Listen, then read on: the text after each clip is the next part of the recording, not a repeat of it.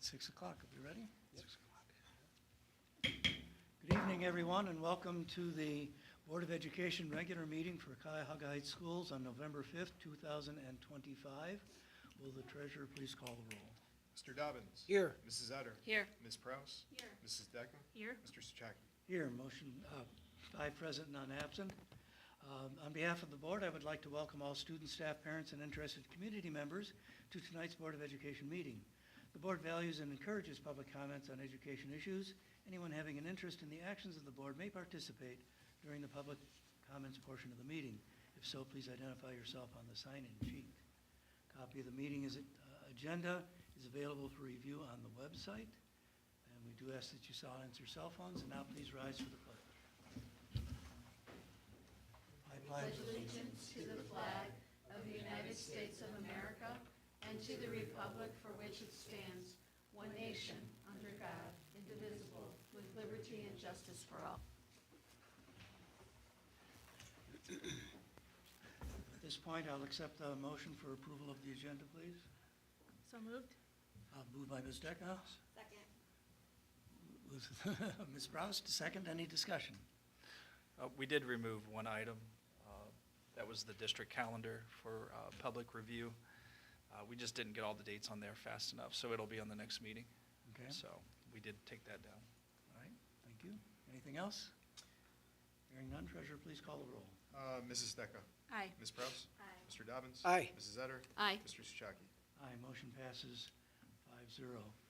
Next section is comments from the public. No one has signed in. However, I'm going to take this opportunity. I'm going to move on to, it's got switched in the agenda. I wasn't ready for that. We're going to take a little bit of board business first. And before we actually do that, first of all, let me make the motion. The motion would be to approve a resolution appointing Andy Head for the CVCC rotating board member representing Cuyahoga Heights Schools this year. I'll make the motion. Do I have a second, please? Second. Second by Mr. Dobbins. Okay. Before we actually vote, let's meet Andy Head. Andy, tell us a little bit about yourself. And I might mention while Andy's getting ready, Andy has already attended a Cuyahoga Valley Career Center meeting, stayed after the meeting, toured the building, talked to a number of the instructors. I think he's ready to go, but we'll let him tell you about it. Go ahead, Andy. Well, thank you, Gary. My name's Andy Head. I graduated from University of Akron with an engineering degree. Currently work out in Brooklyn Heights at Profile Grinding. We basically make small component parts, anything from agriculture, oil and gas, hydraulics, pneumatics, all that stuff. So I'm currently an engineer and manager there right now as well. And I honestly, I'm looking at taking great advantage of this opportunity to, one, help out Cuyahoga Heights, as well as hopefully learn myself and again, hopefully help out the community as best I can. So. Okay, so what, in your background, what do you think you can bring to the Career Center?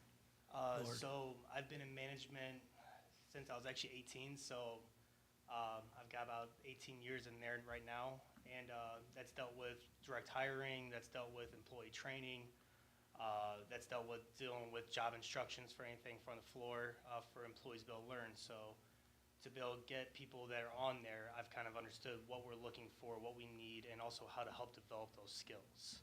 So I feel like at least that's something I could bring to the board to not so much guide us in a direction, but hopefully offer my advice to help out. So.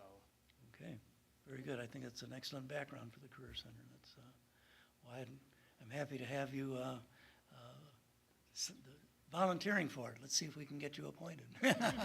Does anybody have any questions for Andy first before we vote? I did want to mention to Mr. Head that we had a chance to talk a little bit before the meeting, and he had indicated that during his tour at the Career Center that he had a chance to go through the machine trades area, and it sounds like there's a fair amount of linkage or commonality between what they're offering our students and what your employer, how it basically runs its business day to day. And I don't want to speak for you, but that's kind of what I took away from it, if I'm correct. If Yes. not, let me know. Yeah, that was one thing actually when we toured around. That was one thing that caught my interest right away when I was walking around. I seen that was in there. I was like, I see CNC machines. This is amazing. So it was nice to go down and meet the instructor. Unfortunately, I cannot remember his name right now, but I'm sure I'll meet him again here, hopefully very soon. So, but I saw that was one of the classes, especially that was teaching, it looks like, after hours. So, not so much want to be involved, but if needed, I have no problem being involved. But at least I want to see what's going on, and it's interesting to me for sure. So, It's a fascinating place. I think, I've been on the board, this is my 9th year, and I think it was as recently as 2 years ago, I walked down the hallway and I went in a way I didn't normally go, and I suddenly realized there was a whole other department back there that I'd never seen. And I'm sure there are a few more that I haven't discovered yet. And of course, with all of the remodeling and the additions being made, it will continue to develop and change. So we're glad that you have volunteered for the position. So if the treasurer will please call the roll on the, thank you. Mr. Souchaki? Aye. Mr. Dobbins? Aye. Mrs. Zetter? Aye. Ms. Kraus? Aye. Mrs. Stecca? Aye. It's official, Andy, you're appointed. Thank you. thank you, so much. everyone. Thank you. Welcome. Okay. And while we're talking about guests, we have 2 other guests in the room. Why don't we take a moment and let you 2 gentlemen introduce yourselves and tell us why you're here. My name is Pete Rossi. I was just elected to the school board, so I will be coming on in January. I'm really looking forward to this opportunity, and I've got 2 young daughters in the school system. Take a big interest in where the school's going and how it's going. Well, thank you and congratulations. And Matt Rush. I also have 4 kids in the school.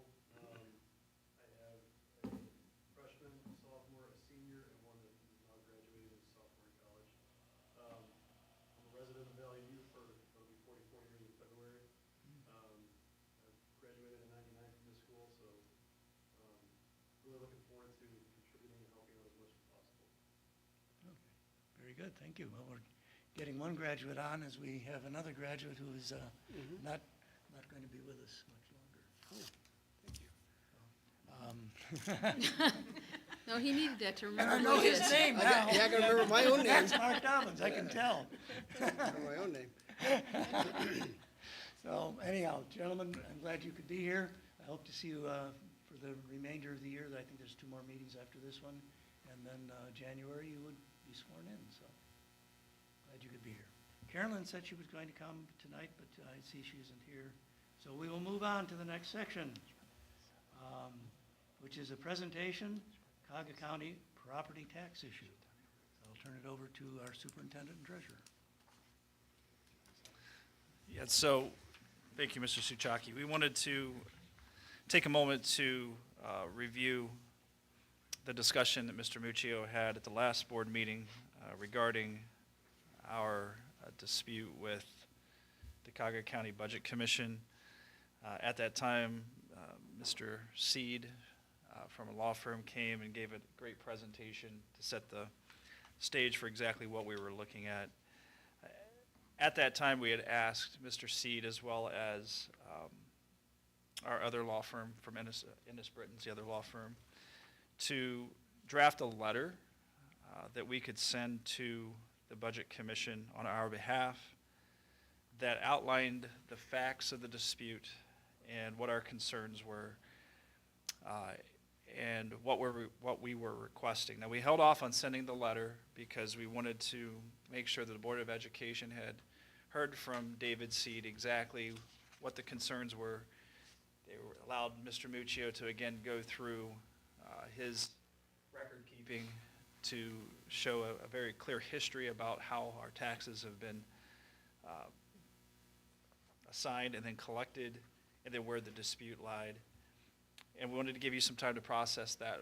Now, here we are almost 2 weeks since our last meeting with the Budget Commission, and we have not received any update. The 2 of us have not. Now, potentially David Seed or Gary Stedronsky has, but usually when they do, they communicate that back to us. So we're at a point where we have heard no further communication, and we are considering that if we don't hear anything by the end of the day Friday, giving David Seed the go light to send something on Monday on the behalf of our school district. And again, we were trying to balance some things because we know that we need to have a good relationship with the Budget Commission. However, they have made a mistake in the error of $2 million to $2.3 million, depending on whose math they use and what the collections are. That's 10% of our budget. It's very significant. And again, that lied with the Class 2 collections, the business collections in the village of Valley View. And there may be some peripheral implications as well. So did you want to pick that up from there? Yeah, just to expand on what Mr. Young is saying. So we, as we were, coming into the year, we had a new levy that was placed on for collection. And the first half of the year, the collection came in low. We had reached back out to Cuyahoga County and said, why is the collection so low at this point for the first half of the year? At that point in time, they said that everybody is down and, they're hopeful collections will pick up for the second half. It sounded reasonable because we had the appraisal around that time as well that went into the figures. So second half collection was completed around August-ish in that time frame. We were low again. And, the new implementation of the prior 5-year forecast, now it's called the financial forecast. It's like a 4-year forecast. I requested early the collection information. Once I got that, I was able to see that they had listed on there the total of all of our levies being around 15 million, when it should have been 17 million. And then we began looking at the numbers closely ourselves that day, and we knew that there was an error. We reached out to our legal counsel as well to confirm our suspicion, which both of our legal counsels did. We spoke with one over the phone, met with one in person for a number of hours, and at that point, we contacted the board, made them aware. We reached out to Cuyahoga County to set up a meeting. Leading up to that, Cuyahoga County, the people we spoke with didn't feel there was an error, so we had to, walk them through the figures. And essentially what it was is that the county erred to the tune of 90 million valuation. So they had overvalued the village of Valley View, Class 2, which is commercial business, to the tune of 91 million. And that was because we had found out that the number that they input for University Heights, they also use that same number for Valley View. So kind of a You said overvalued, you meant undervalued, I assume. The valuation was higher to the tune of 91 million. They overvalued it. Okay, Yep. all right. Yep.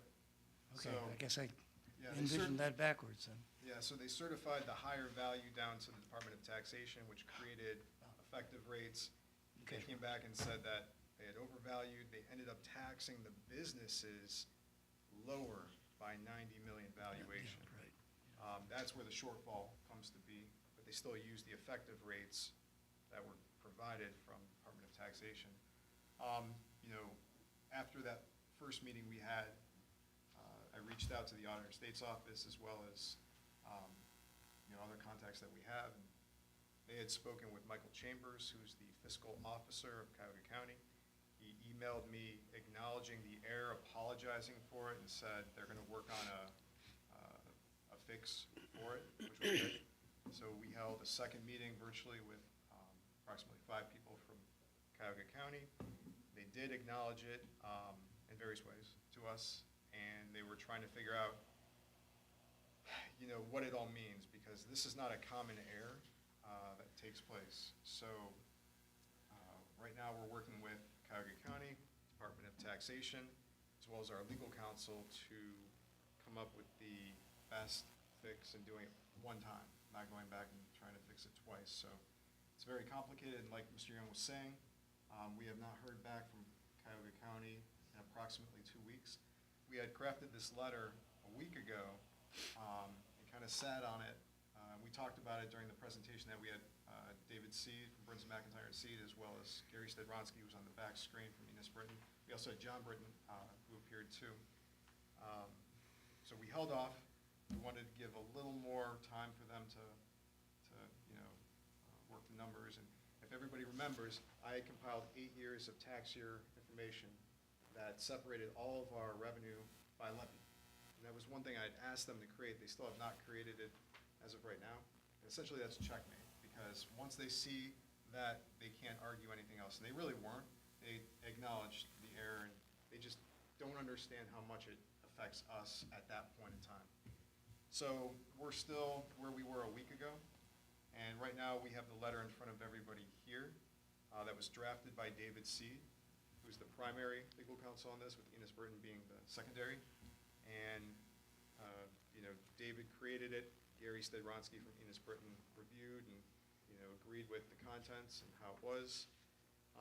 This really just outlines the facts of the case. We have it documented, acknowledged, and it just lets Cuyahoga County know that, we acknowledge and recognize everything, and we're seeking, to be made whole at this point. So, as we were talking, we feel that having this letter created is, good, and it just, again, outlines what the situation is.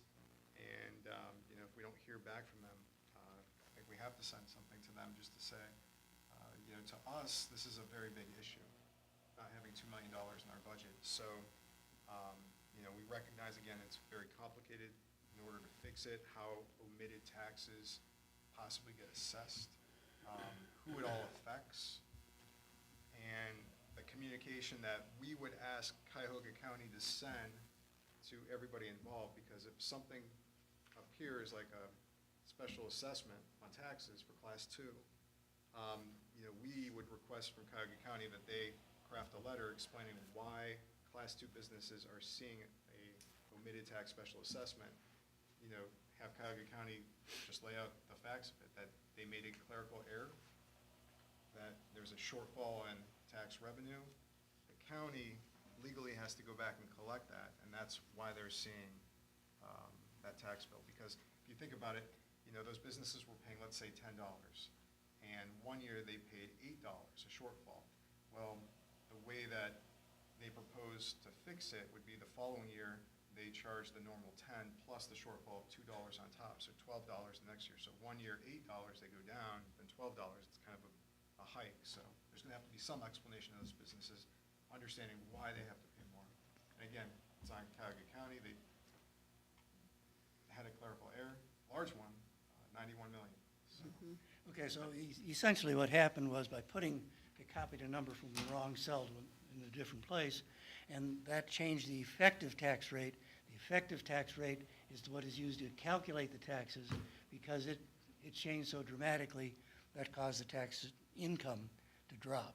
So everybody got charged less. Our concern is that the businesses are going to be a little upset when they find out that they have to pay a lot more taxes next year, more than they expected. And they'll kind of forget probably, perhaps, that they had a savings this year, unexpected one as well. So it certainly affects us. You would think it would be easy to fix, but somebody has to admit they made a mistake, and that may be the crux of the matter. Is to, Well, as David says, it's not just us. yeah, but there are Village of others- Valley View, that says the impact of the error significantly reduced the effective millage of an outside millage for their Parks and Recreation levy. There's also implications for potentially Cuyahoga County overall, the Cuyahoga County Metro Parks, the Cuyahoga County Library, Cleveland, Cuyahoga County Port Authority, and Cuyahoga County Community College. So not only are they going to need to fix the error here, but they may have 7 to 8 other entities that there's an error. And then, as was an interesting point brought up last time, if the effective millage of the school district was wrong as a result of this error in Valley View, did that create an error in our collections in Brooklyn Heights and Cuyahoga Heights businesses as well? Right. So I think I think it is more complicated than probably what, beyond our problem, because it's Right. not just an us problem. So I can see why they want to get it right this next time, because I don't think there's a third time Right. for them. So, but I think, like Matt said today, we need to be on the forefront of their thought. Right. When they think about taxes, they need to think Cuyahoga Heights schools. All right. And Matt lives right next to Carl Monday in Cleveland, and we know what Mr. Monday can do. So, right? You do. You live right down the hallway from him. So, Oh, my God. So, Okay. I yeah. used to work with him, so, yeah. Yeah, so it's true. important that we stay relevant in this conversation and that they not get too much farther down the road here. Okay, all right. Yeah, I think we know that there, if we collected more than we were supposed to, they would absolutely be calling us every day expecting us to give it back, right? And so it's the same thing, just in reverse, and we're not asking, the businesses are not gonna be asked to pay more, they're gonna be asked to pay what they should have paid originally. I just think that's a really important clarification. It's not that their values changed, it's that they were told the wrong number to pay from the beginning, and we need to make it right because that's our revenue, that's how we serve our students. It's like being given an interest-free loan. Yeah, I mean. When we were here a week ago, we were discussing this, and our target date last week was last Friday for some kind of conclusion, resolution, explanation of what was going to be done. Now we're here a week later, so I think we do need to proceed with this. So they need to know that this is an important issue. It affects us dramatically, and it needs to get corrected sooner than later. And we may just want to send this tomorrow regardless, even if we hear back, just so they have an understanding that, Cuyahoga Heights Schools, this is a severe impact for us in our budget, that we want them to know that, we're willing to work with you guys, but just don't, We wanted to make sure you were comfortable with us taking the action now. Yes. It's time for us to move forward. Yes. Yes. Okay. I know I'm comfortable. I see a lot of nodding heads, so. Okay. Before we move into the next section, I'm going to point out that we do have one more person in the audience who who would not typically be at a board meeting. Carolyn is the third person who has won the election to join our board next year. So Carolyn, do you want to briefly introduce yourself?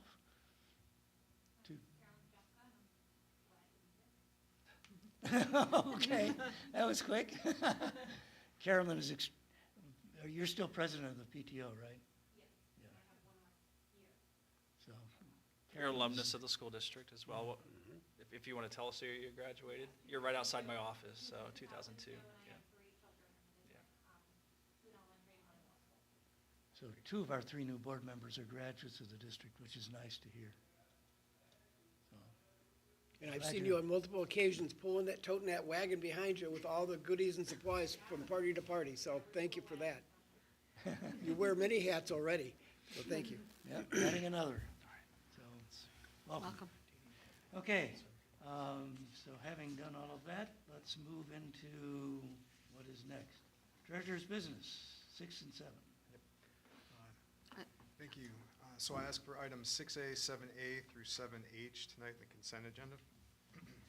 Okay, I'll accept a motion for the approval of the treasurer's consent agenda, please. So moved. Oh, who won? That was close. Got it. I'll take Okay, that one. Ms. Etter and then I'll second. Stephanie Proust. Okay. Any discussion? Yep, I'll just go through these. For 7A, we have our usual financial reports. There's a lot here that we do every meeting, so letter A through letter Z. Each one's different.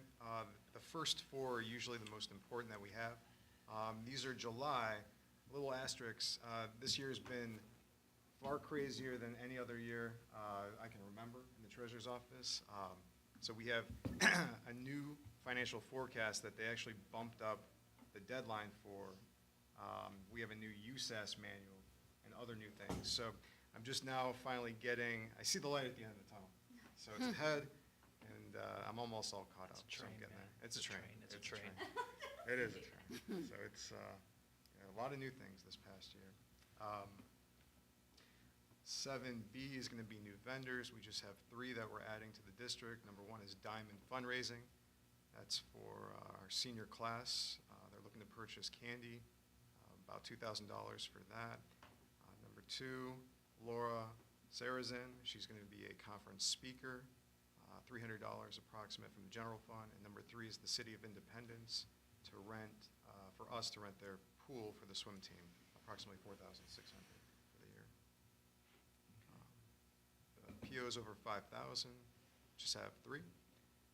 First one is for a blanket purchase order for the Model UN trip to Columbus. Mr. Young, do you want to talk on that? That's the D-Tray one. Was that Model UN? Yep. Model UN team, there were two options. You could stay local, and I believe it was at either Case Western or John Carroll, I can't remember which, but it was a local. Or you could go to the big competition in Columbus. They decided they wanted to go to the big competition in Columbus, but because there's a free option here, required some fundraising. And so they're doing individual fundraising, and this is going to support their effort to go down there, because we do support Model UN the last 3 years, so that's why you see that one on there. Yep, so that's, So are you saying that you're blanketing, putting aside $7,000 for their trip to Columbus, yes, but they're going to subsidize part of that through fundraising? They or are. So part of that 7,000 is going to be part of their fundraising? right. It looks like they're going to have 19 kids going and 2 adults, and each student would be paying $350 approximately dollars. So, Wow. They have 19 participants in that Yep. Model UN? Yes. But this doesn't cost the board anything, or the school anything. it may have a slight cost, but it should offset a lot of it, so the majority. Because normally, you just put that on the student's account, and parents pay, as has been in years past. Yeah, I know Scott had a plan to, maybe incur a slight cost with that. No, I think we still have to make hotel reservations. Yes. And so we'll make the hotel reservations and reimburse ourselves through the student. When the students Okay. pay that, we reimburse ourselves into that activity count. Okay, because normally this didn't cost the school anything. Yeah, it doesn't. If you took the 19 times 350 apiece is just under $7,000. I am just in awe that there's that many participants in that. That's incredible. It's a lot. It is. It's amazing. It's wonderful, actually. Yep. Second one is Dean's Greenhouse, so that's for our annual senior class flower sale, $5,515. And the third one is CDWG, that's Microsoft licensing for the year, $7,462 from the general fund. D is going to be advancement of local taxes, so if we click on 5, we can see our resolution that we have there. That's the one we do every year. And the second attachment is going to be the advanced schedule. If we open that, it's kind of a good snapshot to take a look at. So this is the same as current year, 2025. And we can see how the first half advance, second half advance, and then the first half settlement that was paid by March. So keep in mind, March of this year, that's when we were looking at it and saying, wow, we're coming in really shallow in our property taxes. And then we waited, because Cuyahoga County were kind of telling us some things. And then we got to the second half collection for that settlement, and it came in July and August, and that's where we really knew that it was low. And we knew there was an issue, contacted them. They kept saying that it's low across the board, and that kicked everything off, essentially, that and the collection report. But this resolution just gets our typical advances, so they send us the tax money quicker. E is going to be the remaining student activity programs that we had. We have 4, French Club, Recycle Club, Spanish Club, and Student Council Middle School. The next item is going to be a minor amendment to a board resolution that we had passed August 20th. With STRS, so we're changing the effective date from May of 18 to August of 25 per their request from STRS. But this is more just the documentation aspect. The school's been complying years. And then G and H are tied together. So at a prior board meeting in September 17th, we had approved a letter of intent to proceed with Omni and TSACG for compliance services for our 403 and 457 plans that we have in place. We remember OASBO is getting out of the compliance game, and this is the vendor that they selected for all schools to use. We met with the vendor, met with OASBO, many schools did. There's no cost to the district. They will be recouping costs from the investment firms. So this is no cost, and they will do compliance services for us. So this officially is the agreement, and then H is going to be the restated 403 and 457 plans with their name on it that we have in place. And those are the items I have for approval tonight. Okay. Any questions or further discussion? Hearing none, treasurer, please call the roll. Mrs. Etter? Aye. Ms. Prowse? Aye. Mr. Dobbins? Aye. Mrs. Decker? Aye. Mr. Souchaki? Aye, motion passes 5-0. Section 8, treasurer's, I'm sorry, Section 9, treasurer discussions and comments. Yep, I'll go through these quick. So OSB Capital Conference is coming up. It's in about 2 weeks. We are at the Hyatt. And Gary, I think I sent you everything for the delegate. If not, I Yes. can resend it again. Yes, I am the delegate again, 2 years in a row. Don't be so excited. I'm thrilled. Yep. At least last year, it wasn't as bad as it was the previous time I did it, when the meeting went about 2.5 hours. So, Just want to highlight a couple grants that we have submitted for B.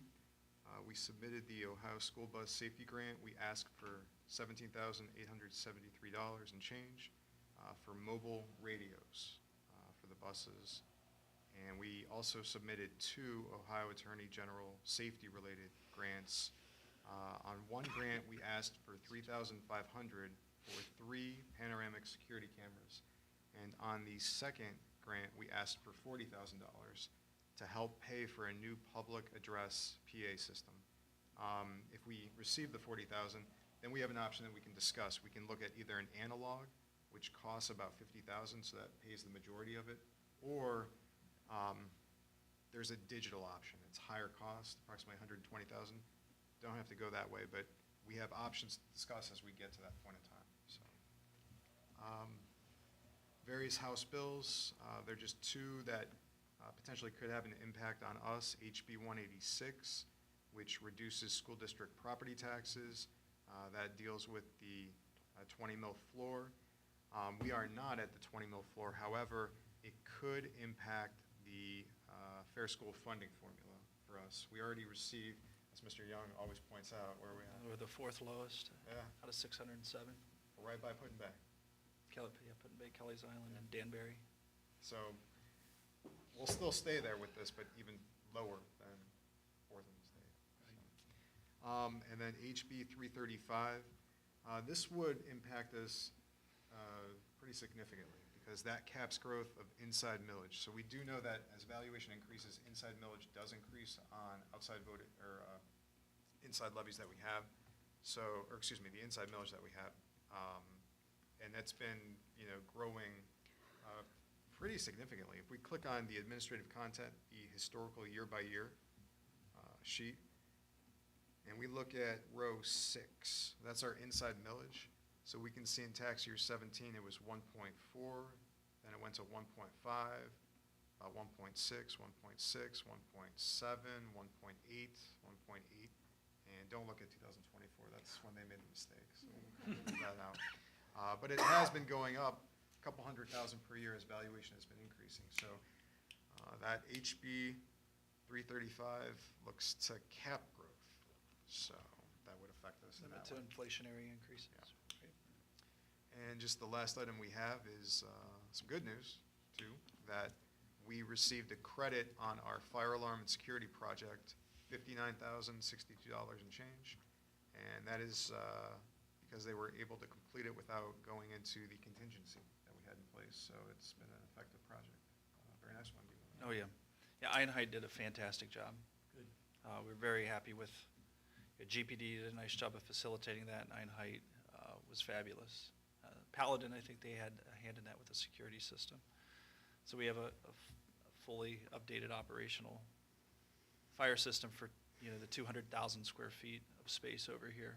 We're to 2025 code, and it seems to be working pretty well overall. We've had a few alarm glitches, but I've only gotten a couple calls at 3 in the morning that there's an intruder in the building. Compared to every night. Yeah, to every night before, so. Yeah. We won't have to have anybody sitting in the building No. anymore. We just have to keep an eye on the elementary system because we know that it is of the same age. However, you have half the square footage over there, and the building just isn't used to the same degree as this building is. So Right. we may be able to get a little bit more life out of that system than we did this one. So Neinhardt is a local business, Yep. right? Local business. They did a fantastic job. Went all the way around.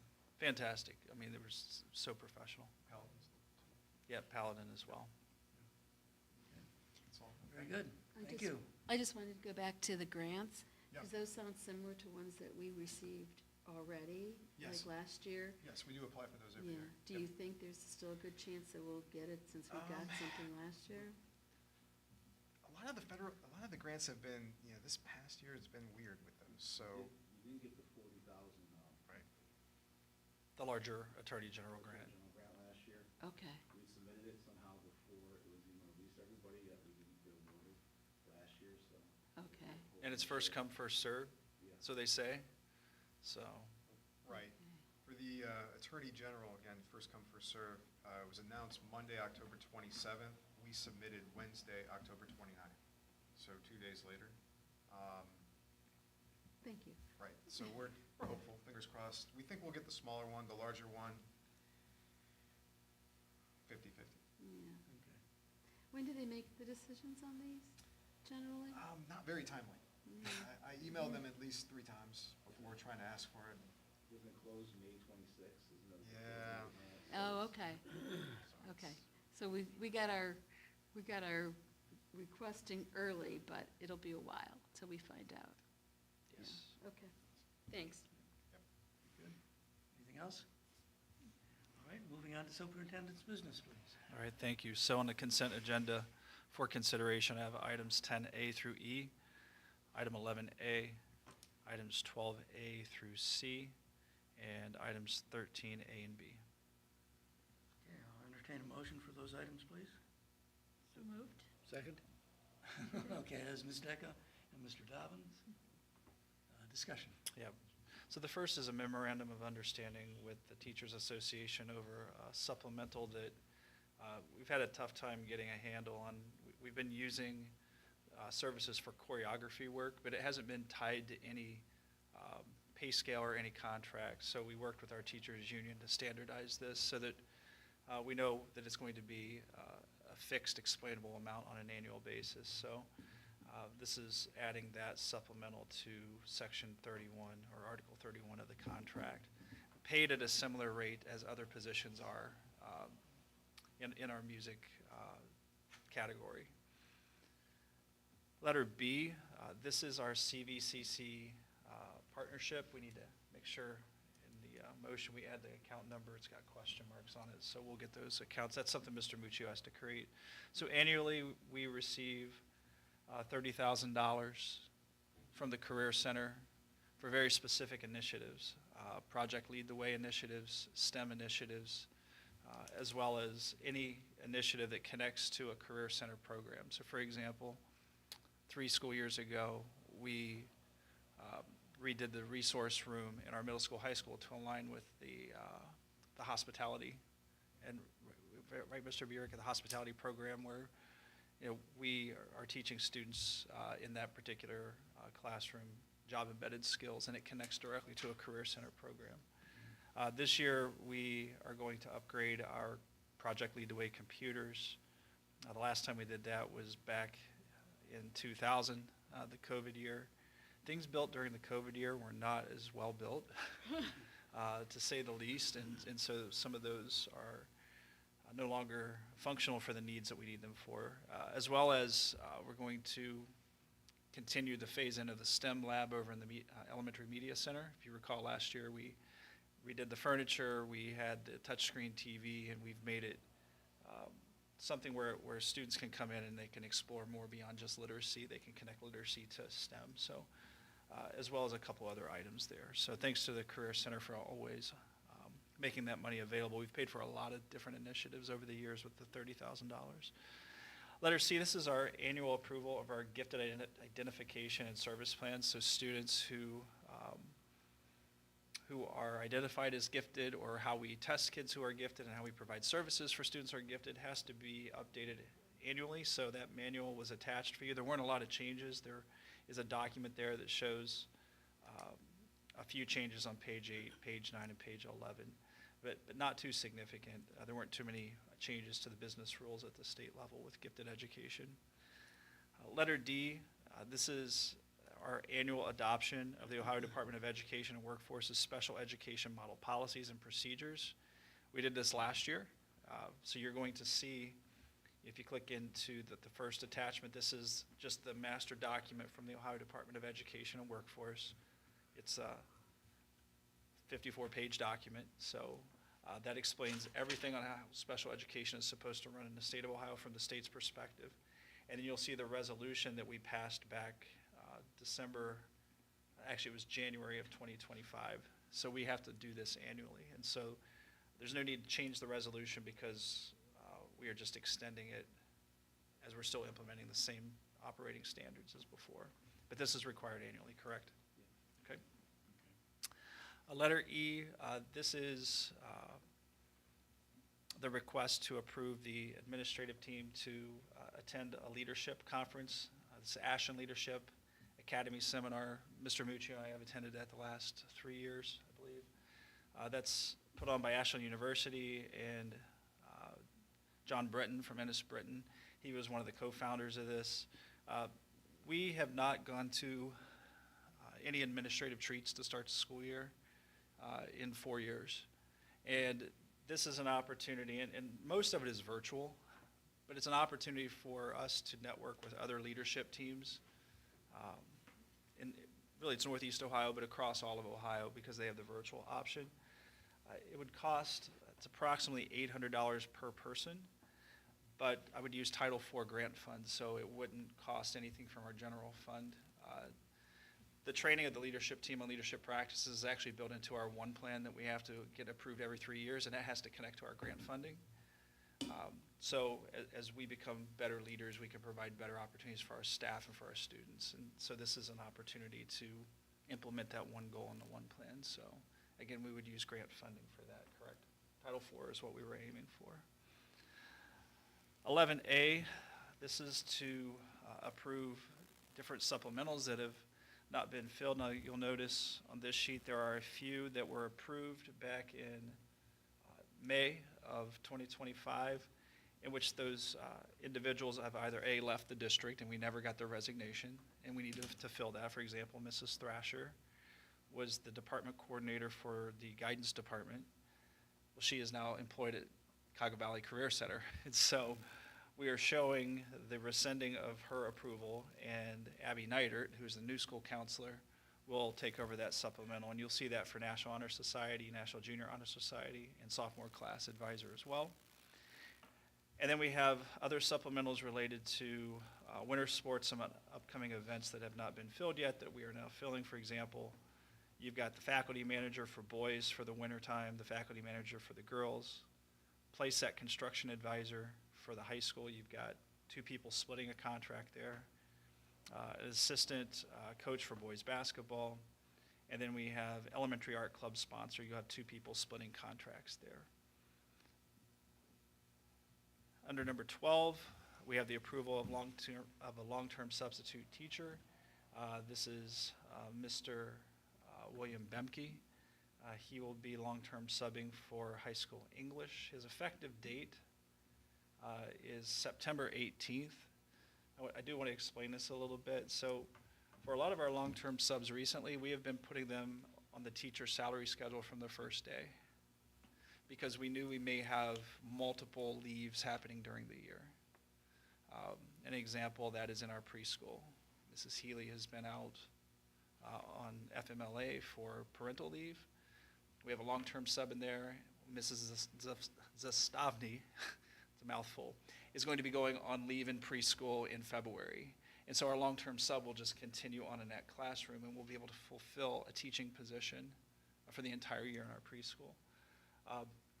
This was not a planned long-term sub position, and so we started off on the regular substitute teacher scale, which is on our miscellaneous pay rate schedule, at the regular rate of $120 per day. After 20 days, that bumps up to $130 per day, and after, I think it's day 40, it goes to $140 per day. So we're not paying the teacher rate right now, we're paying the daily sub rate per our miscellaneous pay schedule, and should Mr. Bemke hit day 61, then by law he would have to go to step 1. So it's an unknown amount of time that we may need this, so I wasn't willing to say, let's commit to a higher rate of pay. Nothing against Mr. Bemke. This is how we used to do things before COVID, quite honestly. After COVID, there's just fewer teachers in the substitute pool, especially in specialized positions. So that's an important date because that September 18th was day one in being in a continuous assignment to get him to day 61 should that happen. So that's why I had to designate that date. Does that that makes no sense at all? But we understand it perfectly well, so yeah. Letter B is to approve the November substitute teacher list that the Educational Service Center of Northeast Ohio provides for us. So you will see updates on that list if you click on that attachment. Next is the approval of a bus and van driver. This is Sincere Stallworth.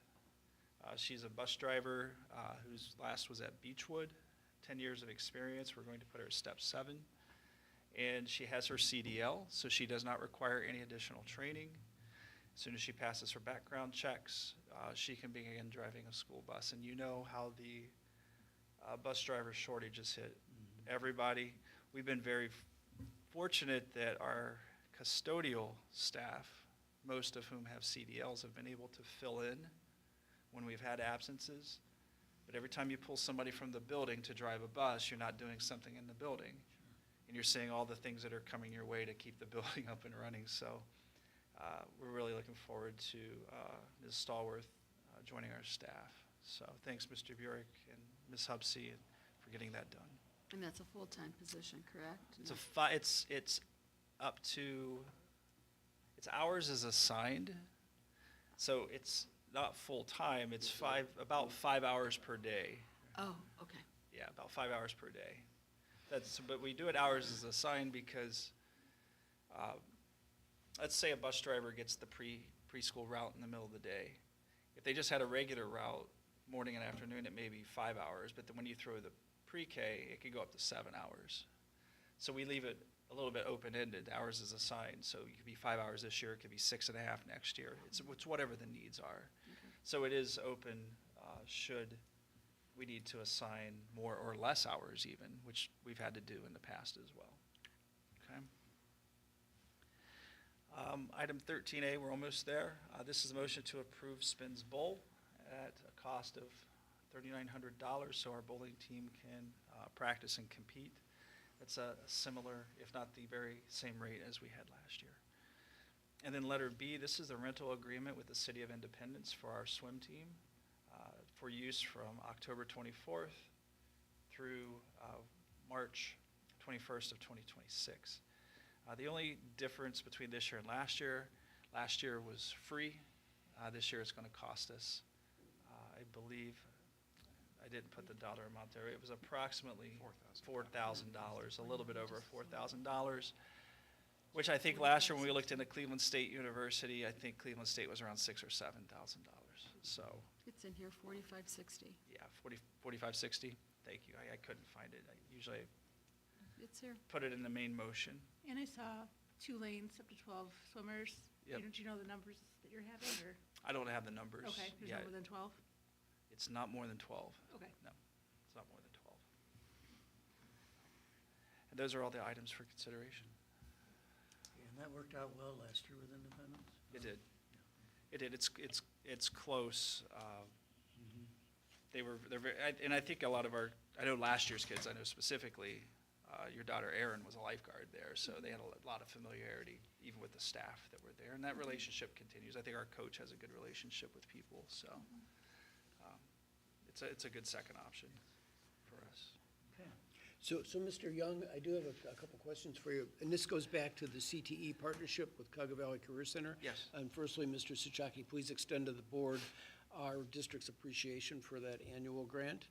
I think we've been good stewards of those funds over the years, but I do appreciate it. The other thing is for the benefit of Mr. Head, Mr. Young, could you tell us roughly what proportion of our students, junior and senior, are attending the Career Center? I think it's Yeah, we hover between 40 and 50%. by far, in our junior and senior classes, by far, we have the highest percentage of students By far. who attend, by far. You know, the number tends to hover for the other districts around anywhere from 15 to 20 to 25%. We've had up to 50% recently. So it's been a good, in my world, or in my view, it's been kind of a good partnership because where the Career Center has been generous in donating funds for the district to encourage CTE efforts, the other side has been that we have had a fairly high level of participation among our We student do. population. And we're fortunate this year that we have Julie Regula is our Career Center career specialist. You're required by law to do career advising starting, I believe, in 6th grade. It's actually in our board policy. And to have somebody now full-time here, so she follows our schedule. So the Career Center through, I believe by switching to an HSA program, we're able to free up dollars that allowed them to place a career specialist at each of their 8 affiliate districts. Mrs. Regula is doing great work for us in our middle school and then in our high school as well with career advising. So you know, the name of the game anymore at the high school level is options. And our students have great options at the Career Center. They have great options here. They have great options through College Credit Plus, as well as other opportunities. So, Thank you. yep, you're very welcome. Okay, anything else? Hearing none, treasurer, please call the roll. Mrs. Decker? Aye. Mr. Dobbins? Aye. Mrs. Etter? Aye. Ms. Kraus? Aye. Mr. Souchaki? Aye, motion passes 5-0. Board policy review is next on the agenda. Oh, comments? Yeah, let me, Oh.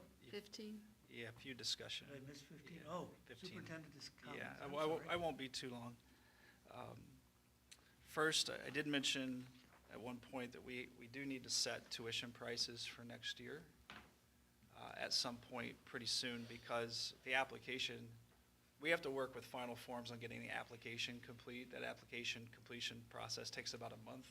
And have we gone live in January with our tuition application? So January feels like tomorrow because of the way the school year goes. So it's something that we can, I just want to bring it up for just that discussionary point, but I may bring something more formally to you in one of the next 2 meetings. You know, my recommendation would be to freeze the tuition rates for the next year. If you recall, 3 years ago, we approved a rate for 22-23. It was the same rate for 23-24, but then we increased by $500 in 24-25. So you had 2 years frozen, then we increased it. Sticking with that pattern would be freezing it for a year and then reevaluating somewhere on the other side of it. So I'm not saying we need to commit to 3 years, although it helps families with planning. I know the $500 increase, just to give you a small history from Mr. Muccio's notes from his forecast, no longer the 5-year forecast. In fiscal year 23, before we had increased as part of that 3-year cycle, we brought in $658,000 in the tuition program. The first year of that 3-year cycle, we brought in $770,000. And then we brought in $745,000. And when we increased again, that $500 for this year, it's up to $813,000. So, you know, we're generating about $175,000 more than we did, or $160,000 more than we did 4 years ago. It's a, go ahead. Because I know you said previously that we have openings in some of our grades. Mostly at the older levels. Okay, so has the number gone down, or has the number held steady in that The time? number overall is holding steady. Okay, So that- But you don't have as many, you have fuller classes in the elementary school. yeah. And you don't have we had 85 to 90 there a couple years ago in the high school. You don't have anywhere near that now. We're more back to our 60 to 65 kids in a class is where we're going to be hovering.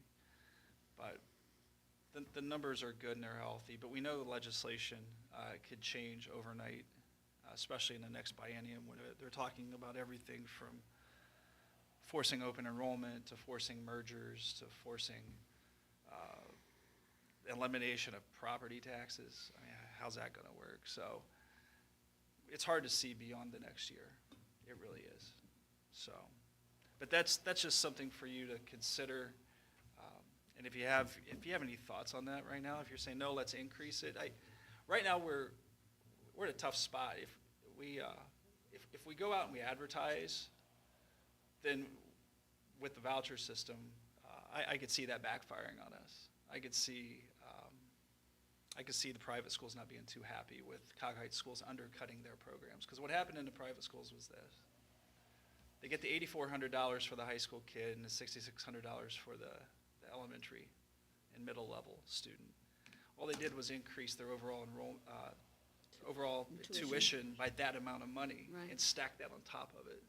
So it didn't cost any less to go to St. Matthew, St. Matthew Young's, right? It didn't cost any less to go there. They just stacked that extra amount on top of it for even individual families, because your daughter went to a private school through 8th grade, and you know that all they did was increase the tuition rate, but then didn't charge you anymore, but they took the extra money, whatever they would have gotten from you. Crazy money exchange there. Kind of Yeah. confusing, but there's nothing new that they offer. They just charge more money. So right now, we have a tuition program that it matches very nicely. It fits very nicely into the option for a lot of families still. You may not getting the 35, 36 ACT student anymore, but we're getting great kids. If we go too high, we could price ourselves out of the market, and you're going to have enrollment drop. And when enrollment drops, you have to start looking at staffing. Like Mr. Evans used to say, you've got planes on your seats, let's fill the seats on the plane, because the plane is still going from point A to point B. But if it gets too expensive, you're going to have empty seats. Likewise, if you're too cheap, you get a lot of students, but then they may require more resources than you have, whether it be more teachers or more interventions or other programming. So we're holding steady at about 33% of our population being tuition. That's not changing. It's our resident population that continues to change. So, but it's just something to consider. Okay, but we'll discuss some more and maybe bring something for review at the next meeting, and then maybe for adoption at the last meeting. The only of thing the that I year. remember we talked about last time was freezing it for the families that are already in our district, so that we can kind of try to keep them, especially for the older, the high school kids that sometimes tend to leave, that we can try to keep them for a locked-in rate. Yeah, we had discussed that if a student came in and, let's say they came in at kindergarten, that would be their rate until they left elementary school. And then if they came to the middle school, you got to go to the new middle school rate, because that's just what middle school Right. is. You know, it's too hard to, what year did you come in? You came in 2025, it's 2032, it can be difficult to track, but we're talking 200 kids, it's not too terribly difficult. So those are some options that we could consider. Yeah. A kid comes in as a freshman, they keep the same rate all the way through senior year, maybe, that could retain some kids. Not So, that we could do it this year, but something to think about, or Mhm. try to figure out how we would track it. right. Yeah, so, you got that piece. Another item, so we're starting to explore creative ways to pay for some things around here. So for example, the scoreboard out at the football stadium.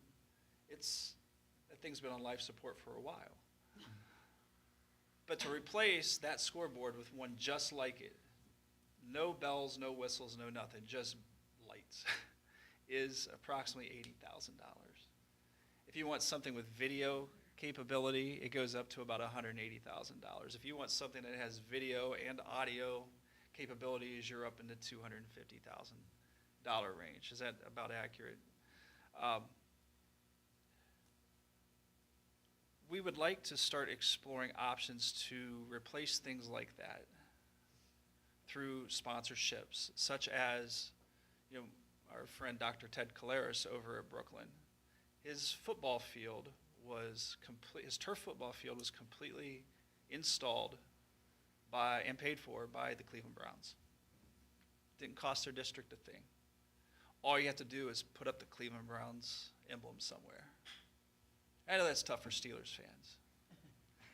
But if a sponsorship from the Browns could partially or entirely pay for a respectable scoreboard, doesn't have to shoot off fireworks and things like that, but something more than, what we have now, all right? Then we would like to do that, as well as the advertising that could go with it, because there are advertising deals that could be sought. Now, we know we have to balance things, because we don't want to, our Class 2 folks in Valley View, for example, might be upset that they get a little higher tax bill next year than this year, but it's not our fault. But there are those that are willing to do advertising and sponsorships. In order to do that, the board has to essentially give us permission to start doing that. Is that something you would like us to start doing? For example, I talked to a community member who said he knew his relative was in the cell phone tower business.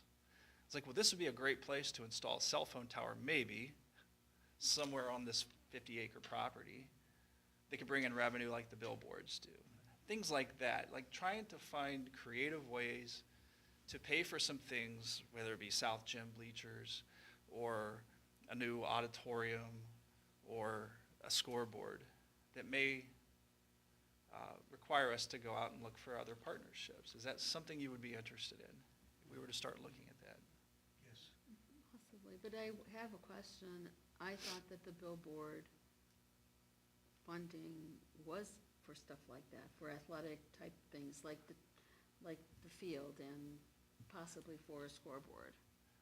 You could use that, but we've also have talked about that, because we know we have to, the digital billboards, right? It has to be able to replace the track and the football field, which is probably, $1 million-ish. We're a little bit under that right now, is that right? Because we paid for the hillside out of that. Fair to say. Didn't come out of the general fund, so we're right at that mark. So we're kind of right at the mark where we could replace this field and the track. We don't really want to go under that if we don't have to. So it's about stacking on top, which we will be stacking. But we also said that fund, we wanted to use that for potential safety and security upgrades. So for example, if we wanted to explore remodeling the main entrance of the elementary school, because we feel that we could put in some different construction type of safeguards that could improve access to the elementary school. We could use that particular account. So we're trying to use those accounts, not pulling from the general fund, because when you pull from the general fund, the more you pull from that, the more likely you are to have to go back to the community and say, we need more money, Yeah. Vote yay or nay. The more we can use these accounts that are PI and capital improvement designated, then that saves that reserve, so. We have no sponsorships anywhere right now? In any of the- Outside, outside in the stadium or inside the gym or anything? We don't have anything yet? Ever done that? Okay, We've- interesting. we've talked about it a lot. Yeah, But again, it's a balancing act. But, if we have permission, we could start looking into some of those partnerships. You need a formal permission? just We need a need- resolution. a motion to do that. I don't know that the policy just says, when I pulled up the policy, forgive me. That's policy 9700.01. Letter B, it says, any advertising that may become a permanent or semi-permanent part of a school requires prior board approval. So what that means is this: if we do find a partnership and they want to do it, the Browns want to put in a new scoreboard, you would have to approve that, and then any advertising we want to, you would have to approve that as well.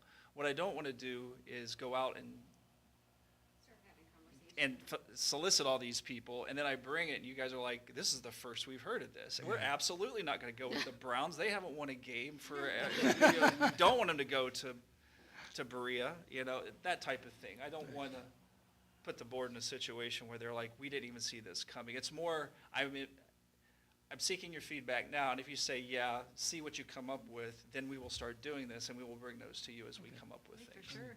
It doesn't, Yeah. right now, it does not require any vote or resolution or anything. Biggest thing is internally put together a committee where we kind of strategically look at, okay, what assets do we have? What's the value in these assets? What's our procedures for contacting businesses?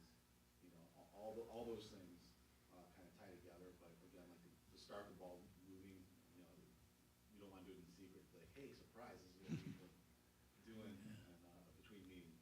Yeah. Yeah, I think it's a good idea to be creative. I think my personal opinion is that if we can secure these in a way that lets us be flexible with the money, so we can decide how to spend it in a way, I know that's a little hard if the Browns only want to fund a scoreboard, great. We also need to like fix the entrance to the elementary, so it's like, I know they're gonna pay for what they wanna pay for, but. I think that's where the advertising comes in. It's where, how are you gonna earmark advertising dollars? Do the advertising dollars on a scoreboard at the stadium, does that only stay in athletics, or should that go to all activities, or should that specifically go to safety and security? Like, or a percentage should go to safety and security, and that's really what the digital billboards were. All it says in that resolution is that a certain amount of money needs to be earmarked per year to ensure that you have enough money to replace the football field. Right. After that, you may have some latitude with, the board has the latitude to shift like we did with the hillside. We said if the hillside isn't stable, and 10 years from now it slides, well, you're not playing football. Right. So stabilize that hillside so that we have increased the safety factor on that slope, and it becomes less and less and less of a worry. Do our billboard contracts state what we can use the money for? We passed the board. It's the resolution that was passed back in, It's I the re- think, yes, was it that's where I'm 1999, going. 2001? That's where I'm going. It's yeah. it's a board resolution that decided It says that money would athletic. only be spent on the field and Yes. associated I items. think it's an athletic field So- facilities, whenever we pulled it up that one. Yeah, Yeah, but it's- yeah. It wasn't just outside, it was athletic. But it doesn't, but it's a board resolution, which means we could pass a different board resolution. Could. So I don't think that should be a limiting factor. I think the limiting factor should be, does the board want to see advertising within our buildings?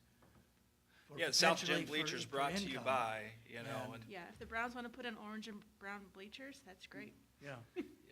Now, we will have 3 other board members next year, so, you know, I'm kind of looking out there at those 3 to say, you know, if you guys are going to say, hey, wait a minute, forget it, when I'm on the board, you ain't going to get it from me, then tell me now. Otherwise, I'd like to see us go forward with Okay. whatever you think is appropriate. yeah, I get it. The more I think we can do to offset any of our costs through sponsorships, through advertising, through private donations, I think that's all smart. Sure. Smart investment and preserves some of that general fund Right. as long as Plus, possible. aren't we already getting additional money from the billboards? We are. We are. With the additional side of the billboard that was added, the digital side, right? Correct. That, yeah, we brought it, we went from 187,000 some odd dollars to 305,000 per year. So we're in a 15-year agreement, first year of that. Yeah. So that digital billboard, as well as renewing that agreement, upped it. So we do have some more flexibility that the billboard fund allows for us to do, knowing that we have everything paid for with the turf field and the track going with it too. And just to add, 30 seconds more to Matt's conversation. Go right that, ahead. We were kind of talking about, big fish, if you think about it that way. Like the first level would be, perhaps we go outside the district and look at big fish, like the Browns or car dealerships, because then you're not really hitting up your local community for a lot of that. Then from that level, you go to maybe medium-sized fish. Maybe you go inside, you go to Charter Steel or somebody like that. But you want to be careful because you don't want to, go to them and then Can't turn go around to and well have too a. often. Right, turn around and have a levy, and they're gonna be like, well, wait a second, we donated that, now we have a levy coming. So you wanna be careful. And then, the smaller ones, but if we can get a big fish, maybe you can also add the small ones and say, hey, we can just, have everything together, so kind of a combination. Well, this is one area where our size actually hurts us, because we're small. There aren't going to be a lot of viewers of the ads. Just putting that out there in case we're all thinking, oh, we got hundreds of thousands coming in here. No.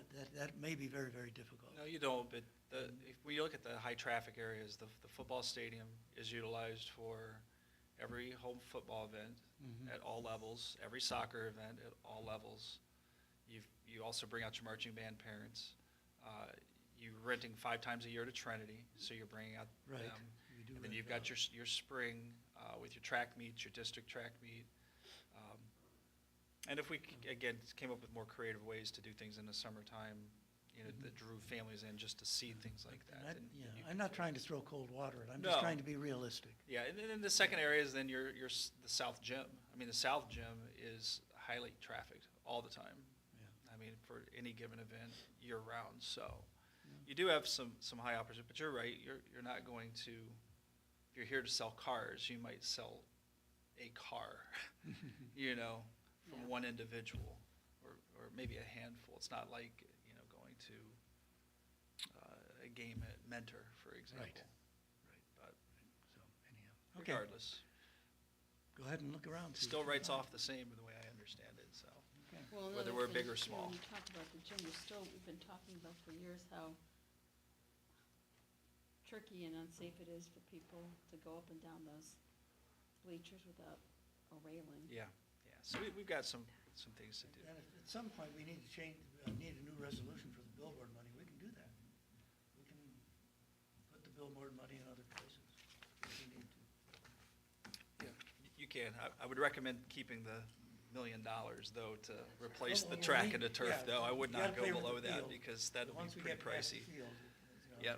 if there's leftovers, But we it's, could consider the another money's board there, resolution. start dividing it into the other areas that There were some of that the- are within that realm. That's fine. Okay, I won't take much long. And then I see you all are wearing the shirts and, honor my son. I do appreciate that. He's doing okay. And we got a long road ahead of us, but he's in a good space right now, and we're going to continue moving forward. So I will let him know, and it means a lot. And thank you so much for that. Thank you.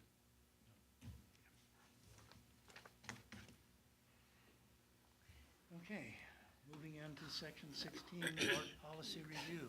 Okay, I'm back up again. Can we go home now? You want to take a break and get a little? No, water it's all, before it's we go? fine. These We, people might want to leave. yeah, we. Yeah, you don't have to stay if you don't want to for the rest of this. I was at a superintendent's meeting today, and one of the veteran superintendents expressed his great frustration with the number of policies we always seem to be updating because of the, just the intense reform that is taking place at this time, so.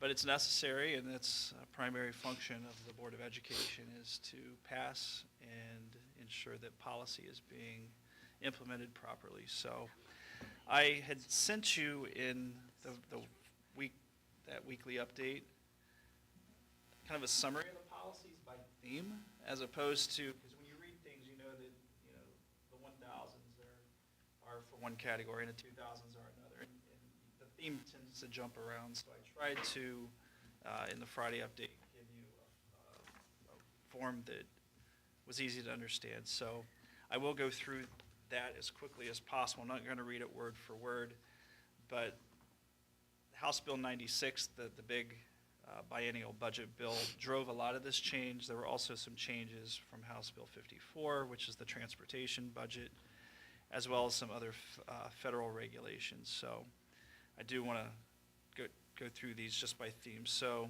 the first theme is student attendance and truancy reform. Mr. Burek and I was the principal and you were the assistant principal when House Bill 410 came in. Anybody who's had a student miss more than 65 hours of school has probably gotten one of our letters, and it was never received very well, but it wasn't our fault. It wasn't our fault, right? It was enforcing the law. Well, the law has changed again. So House Bill 96 fundamentally transformed Ohio's attendance framework, eliminating the compliance-driven habitual truancy system in favor of prevention-focused chronic absenteeism. The law repealed state-mandated absence intervention teams, granting districts more flexibility to design interventions while maintaining court filing authority for severe cases. So Policy 5200 is our attendance policy, specifically for student attendance, and you will see changes to some definitions, removal of excessive absences and chronic absences. The big thing is this. An absence is an absence is an absence is an absence. It doesn't matter if it's excused. It doesn't matter if it's medical. It doesn't matter if it's unexcused. It all counts towards hours. It was important at the state level that students get to school. Students, they don't, not yet, there's a few, students don't have personal days. Students don't have senior skip days. They don't have any of those things in the eyes of the law. They want kids in school. Yes, if they're sick, stay home. But those still count as hours of time away from school. And that's how they want it tracked. There for a while, coming out of the COVID years, we had medical absences, which did not count in the overall absences, because we had students getting COVID, and they would be out of school for 10 to 14 days, and they didn't want that to count against them with respect to chronic absenteeism. So we still permit medical absences, but they do count now. They're going to have to count because the law says they have to count. What it allows us to do with the medical absences is excuse them so students get to make up their work. Okay. Policy 5130 says that if a student withdraws and they have excessive absenteeism, you do not have to notify the BMV. Current policy says so. This policy would remove that requirement per law. And then policy 5410, this deals with promotion and retention. It eliminates the provision allowing the retention based solely on the 10% absence threshold. So there was a stipulation in prior policy that you could retain a student who missed more than 10% of the school year. Now you cannot do that on attendance alone. Retain, like, hold them back from it. Means hold them back from advancing to the next grade level. Okay, so it is shifting from that punitive compliance and piece to trying to actually find the root cause of the absenteeism, work with the families, and get the kids to school. Okay, the next theme is religious instruction and student participation. Mrs. Etter, I know this is your favorite.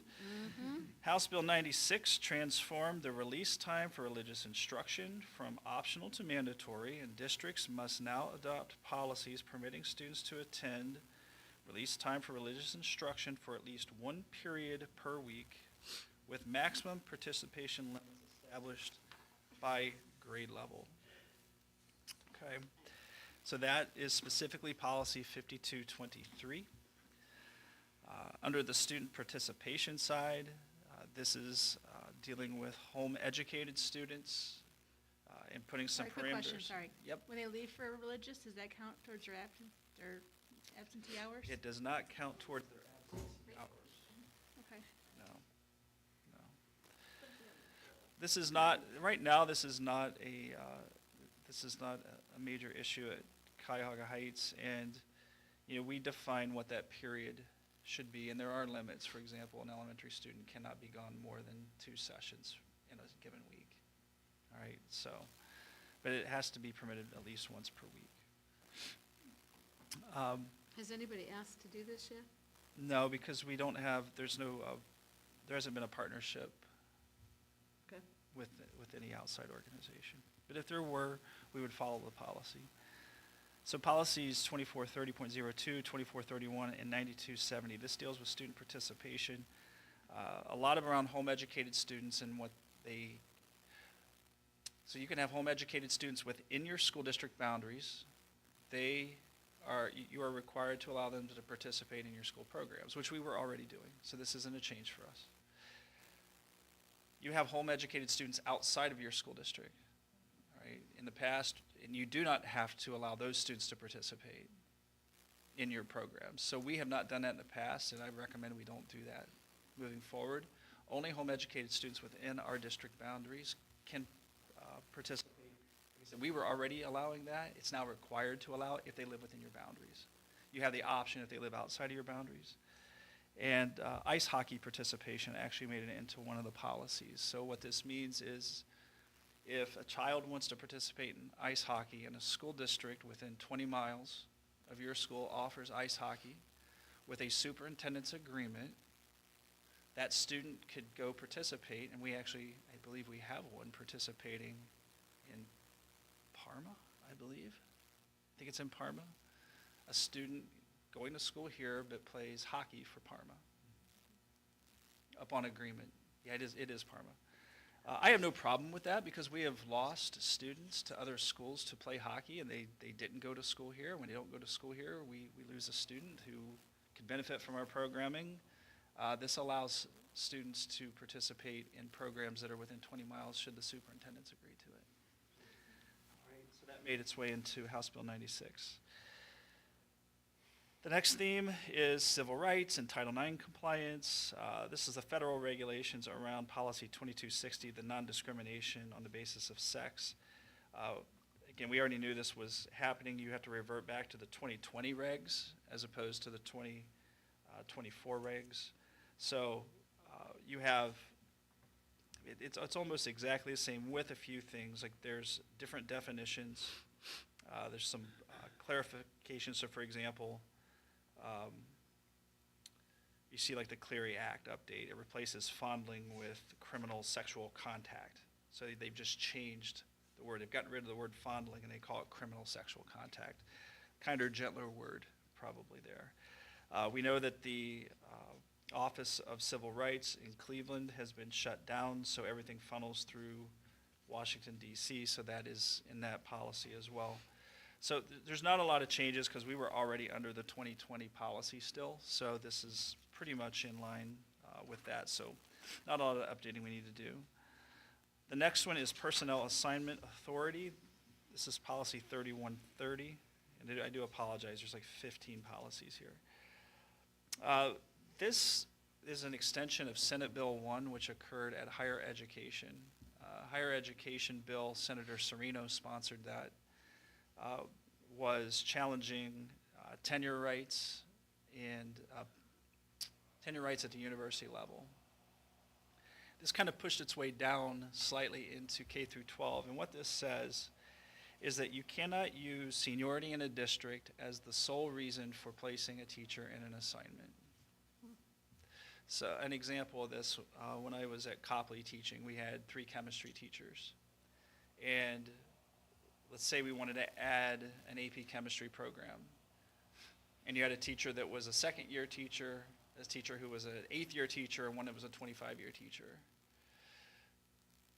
Their contract may have said the most senior person gets first placement in courses of choice, for example. So we have a new AP course, and the 25-year vet says, I'm the veteran person, I get that class.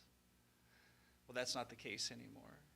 Who is the best teacher for the kids in that particular subject area? So if you have that language, which this is not a problem for us, but I can see it in bigger school districts. If you have that in your language, then when your negotiated agreement expires, you have to conform with this law. You have to place teachers in positions based on who is best for the kids that you're educating or in the subject you're educating, not based on seniority. So that was an extension of Senate Bill 1 that came from higher ed, but it does not, I believe it almost has 0 implications here at Kaga Heights. It's not in our contract, and we're pretty small. I've got 1 chemistry teacher, right? I've got 1 biology teacher. It's not real hard. It's not real hard here. Next, under transportation updates, legislative and regulatory background, House Bill 54, which was effective June 30th of 2025, authorizes alternate vehicles of up to 12 passengers. House Bill 96 includes related provisions. We have clearinghouse compliance. Clearinghouse is the system where we do random drug and alcohol testing for drivers, and it creates automatic CDL downgrades for drug and alcohol violations. Knock on wood, none of this has been an issue for us. We haven't had to enact any of these policies in a bad way, but Policy 4162 is specifically for the drug and alcohol testing of CDL drivers. Those are ones who drive your school bus. Not much has changed here. Not much has changed, so I don't feel like there's much to go over there. I think the big change is Policy 4162.01, which is a new policy. So this is drug and alcohol testing for people without a CDL. So these are your van drivers. Specifically, it could be your coaches who drive vans. It doesn't say that you are required to drug and alcohol test, but if you do need a drug and alcohol test, you have to have provisions in place. So we don't see this any different than if in our current system, if somebody were in an accident, we send them to get tested. Well, we haven't had any van accidents, but should we ever have a van accident, our policy for CDL drivers is we're going to send you and get you drug tested. So this is a new policy because it's never extended to your van drivers before. You know, we don't plan to do any more than the minimum here because we feel that our minimum is already pretty solid. Policy 8600, this reflects House Bill 54's alternative vehicle authorization. We don't have 12-passenger vehicles, so this really isn't applicable to us. So anything that had to do with the larger vehicles, we didn't select because we just don't have those vehicles. Doesn't make sense. Policy 8600.04, bus and alternate van driver certification. This is just talking about the number of training hours as well as drug testing that needs to happen for the various sizes of vehicles. Again, not much change for us because we're pretty much standard vans and standard buses. Policy 8640, this is transportation of non-routine trips. Non-routine trips are your athletic trips, field trips. What it says is if you have a chaperone, then students are permitted to eat on the bus. We have already allowed this to happen with a chaperone present. You always have to have a chaperone present on the bus in order to eat. It's never permitted during your regular routes to school and to home, morning and afternoon. But on our athletic trips, kids are gone for 4 or 5 hours. As long as you have a chaperone, the bus driver cannot be the chaperone. The bus driver cannot watch the road and be surveying the bus for kids choking or stopping a food fight or anything else. You have to have a chaperone on the bus. We have allowed this in most cases. And again, policy 8650 is about the alternative vehicles. We don't have these large vehicles, so there's not a lot of update for us there. Oh my gosh. I'm so sorry for those of you that came to the meeting to watch. This doesn't happen very often, but it's happening this month. Next is cybersecurity and digital accessibility. We've talked about this. There were new cybersecurity changes that came with House Bill 96. It mandated a more comprehensive cybersecurity program. As you recall, we had to have a program in place by September 30th. Mr. Hartman came and presented on that.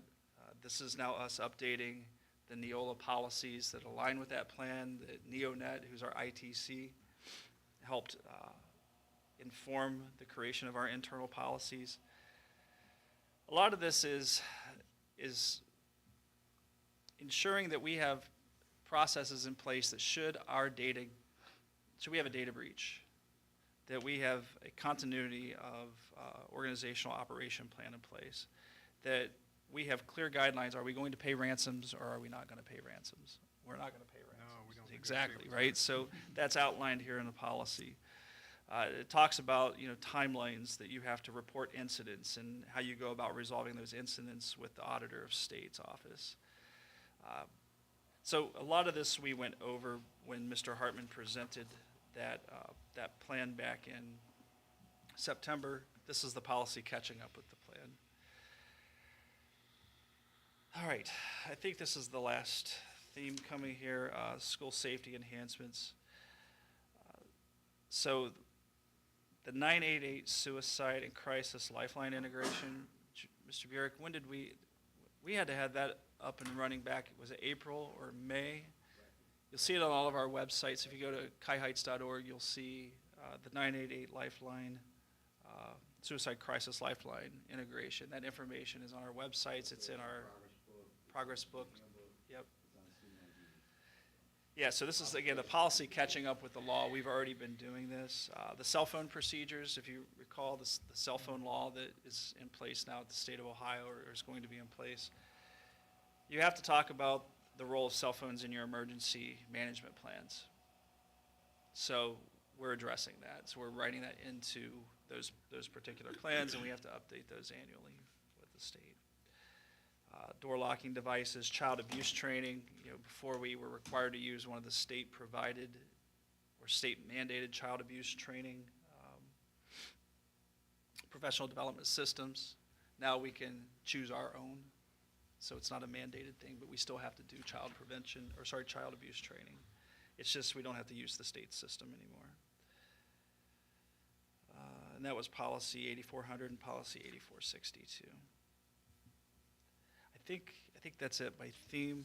Again, a lot of policies there. This is just the first reading. If you have any questions between now and the second reading, or need more information, please let me know. I don't think we're going to have any more updates for this particular composition of the Board of Education, so the next set of 25 updates will be with the new board in the beginning of the year, usually around January, February. So this was first reading, and we're not voting on this? Not voting on this until the next meeting. Okay. Okay. Any other discussion on It's a long summary. policy? I'm done. Yeah, I'm done. Okay, so we can move on to 17, I think.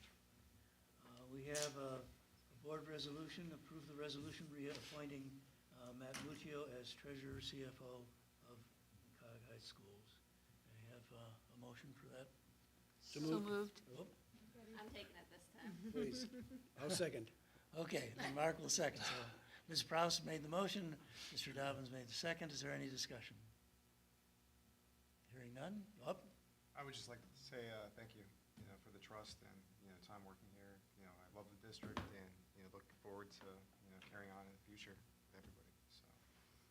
So, Mr. Muccio, I do want to thank you for the service that you provide to the district, to the students. You seem to be focused on the things that I think all of us here view most importantly, and I appreciate that your professionalism, your competence, and your staff has done an outstanding job. In terms of financial reports on a monthly basis, or even on a broader, lengthier basis, I don't have a concern, and I couldn't always say that, so thank you. And I always like to say too, I appreciate your, how detail-oriented you are and how precise you are with everything. And really do appreciate the fact that you're persistent. When you saw a problem, you sought the solution. And I'm speaking about our latest incident with the county taxes issue. I mean, that could have easily just gone by what they had said, oh, there's less, collections. And I'm glad that you didn't just accept that and that we're moving forward in the right direction to get that corrected. That's really important, and I just wanted to thank you publicly for that. Okay, anything else? Okay, hearing none, treasurer, please call the roll. Ms. Prowse. Aye. Mr. Dobbins. Aye. Mrs. Etter. Aye. Mrs. Decker. Aye. Mr. Souchaki. Aye, motion passes 5-0, and Ms. Deca and I will be in touch with you. There is one item that might get reworded slightly compared to what we've already seen, but other than that, it's pretty straightforward, and we ought to have the contract ready for, most likely for the next meeting for a vote. Okay. Moving on from board business to board committee reports. Anybody have anything? So I attended by way of Zoom, the most recent monthly meeting of the OSBA's Legislative Liaison Network. They host a monthly Zoom call. There were about 30 people on the call when I was attending, and this would be the last Monday of October, so that was, I think, the 27th, I believe, Monday the 27th. In large measure, Mr. Young has already summarized what that group was discussing, which is basically the then pending legislative developments. It's been Mr. Young can vouch, and Mr. Muccio as well, that it's been a never-ending flood of legislative proposals this past calendar year. So, that's all I have. Okay, from the Career Center viewpoint, Nathan Mandish from Brooklyn Heights is doing he's a senior in auto tech at the Career Center, and he's doing an internship in Brooklyn Heights, working for the service director. And I spoke with the service director the other night at the Men's Service Club meeting, and he is thrilled to have the student there. It's the opportunity to do a realistic work assignment when you're still in school, and That's it's awesome. going very well. Apparently, I accidentally announced that to the superintendent at the last meeting. He was not aware of some of those details that haven't been worked out, so. But anyhow, that's off to a good start. I did have a note that the Career Center is working toward starting up an RN program in the 27-28 school year. The demand seems to be there. They're studying what it will take and how we would move into that area. Wow. There's going to be again, the superintendent, Dave I forget his last name, Dave Mangus, I almost called him a different name. Dave Mangus is headlighting or spearheading a program where the Northeast Ohio Career Tech Education Centers are going to have an annual professional development day. It might be semi-annual or rather than annual, but he's the one who's spearheading that, and that should start next year. And, speaking of Dave, apparently Dave is really an excellent superintendent. I have perhaps the best Board of Education job in the world because I get to work with two of the best superintendents around, I think. He was asked to mentor the director of the Mahoning City Career Center because that person wants to move into a better role as a superintendent in one of the regional districts. So he was appointed or elected to do that. So once again, showing the respect at which he is held. You know, I think I did mention he came in second in the state when they were wanted to appoint a new. I can't remember the name of the title. Do you remember the title that he was going for, Mr. Young? It was the director for the career tech side of the Department of At the Education state level, workforce. yeah. At the state level, the Right. director of the workforce. Yeah. He came in second in the state for that position. So Dave is an excellent superintendent. We are very fortunate to have him there. That's all I have for the Career Center. Anything else? All right, moving on to possible future agenda items, anyone? Okay, moving on to 21. It should be noted the Board of Education members received their agendas several days prior to the actual meeting and have had considerable opportunity to study and ask questions and so on. Upcoming regular meetings, November 19th, our regular meeting at 7, and then December 10th, another work session like this one at 6. And I would ask Mr. Dietrich if you could make sure that we have 3 more Chromebooks for our 3 incoming board members so that they can follow along during the meeting at that time. We would appreciate that. Okay? Thank you very much. Anything else to come before the board tonight? At this point, I'll entertain a motion for adjournment. So moved. Mr. Dobbins. Second. Second, Ms. Etter. Is there any discussion? Treasurer, please call the roll. Mr. Dobbins. Aye. Mrs. Zetter. Aye. Ms. Prowse. Aye. Mrs. Deckman. Aye. Mr. Souchaki. Aye. Motion passes 5-0. It is 7:37, 38 maybe, and, oh, I'm sorry. Yeah, 7:38, and we are adjourned. Thank you, everyone, for being here. You made it, Andy. I'm impressed. Yeah. Meetings are really difficult.